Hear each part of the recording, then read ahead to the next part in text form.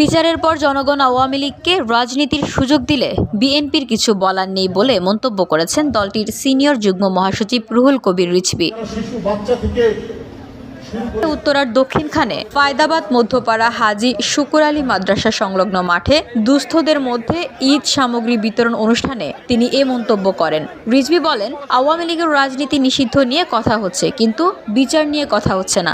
দ্রুত বিচার নিশ্চিত করতে হবে। বিচারের পর আওয়ামী লীগকে জনগণের কাছে ক্ষমা চাইতে হবে, আর জনগণ ক্ষমা করলে আমাদের কোনো আপত্তি নেই। অনেক কথা উঠছে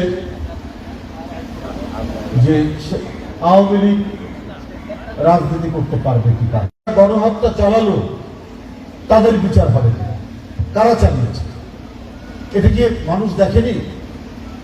কোন পুলিশ, কোন ওসি, কোন এসি, কোন ডিসি এখানে ভূমিকা রেখেছে?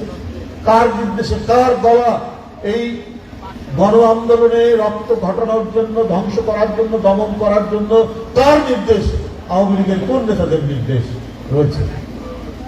আপনারা এগুলোর বিচার দ্রুত নিশ্চিত করতে পারলে আওয়ামী লীগের পুরনো দল, এখন সেই দল যারা অপরাধী, অপরাধের বিচার হলে তারপরে জনগণ কাছে গিয়ে তারা, জনগণ যদি তাদেরকে রাজনীতি করার সুযোগ দেয়, সেখানে তো আমাদের কিছু বলার নেই।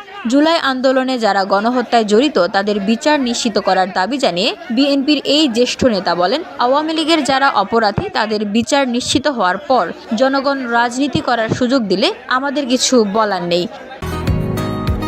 বসুন্ধরা, উত্তরা, বনশ্রী, কুড়িল ও বাড্ডা সহ রাজধানীর বিভিন্ন স্থানে অভিজাত ও অত্যাধুনিক মানের ফ্ল্যাট কেনার এক নির্ভরযোগ্য প্রতিষ্ঠান প্লেজেন্ট প্রপার্টিজ লিমিটেড। তাই আপনার স্বপ্নের আবাসনের জন্য আজই যোগাযোগ করুন। Pleasant properties limited, where destiny matches eventually. Ruhul Kabir Rizvi বলেন, আওয়ামী লীগের নেতৃত্বে যে আসবে সে যদি ছাত্র হত্যা, অপরাধ, অর্থ লোপাট ও টাকা পাচার না করে তাহলে সেই আওয়ামী লীগ কেন রাজনীতি করতে পারবে না?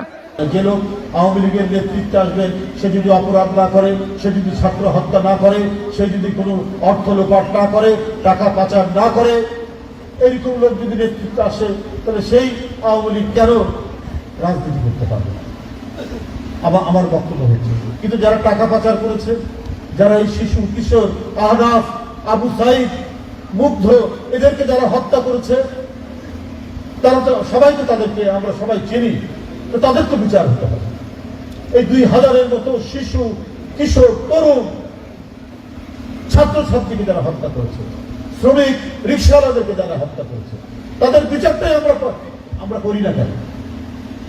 তাদেরকে দৃষ্টান্তমূলক আমরা শাস্তি দেই।